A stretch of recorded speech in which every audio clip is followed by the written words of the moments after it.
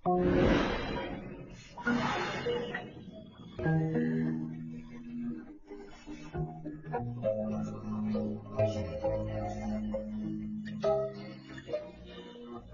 នាងម្ចាស់ព្រះចៅអធិរាជទ្រង់ត្រាស់បង្គាប់ឲ្យព្រះនាងយាងទៅវិមានយ៉ាងសៀនដើម្បីសោយព្រះស្មោពេលព្រឹកជាមួយគ្នាតើនាងជាឆ្កែមែនទេមើលចុះនាងធ្វើដាក់ខ្ញុំយ៉ាងម៉េចហើយចុះការនោះតើគួរធ្វើបែបណាទៅព្រះនាងបើអញ្ចឹងទុកឲ្យព្រះចៅទ្រង់ទតទៅ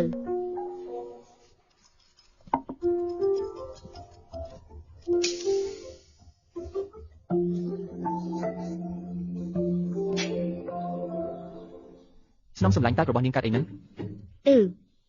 គឺត្រូវឆ្កែស្ទុះមកខាំប្រញាប់មកនេះមកឲ្យយើងមើលបន្តិចមើល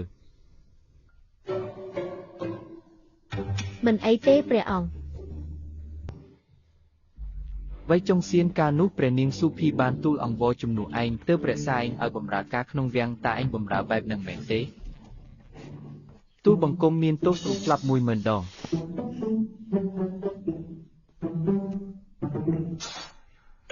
វ័យចុងតើឯងកើតអីហ្នឹង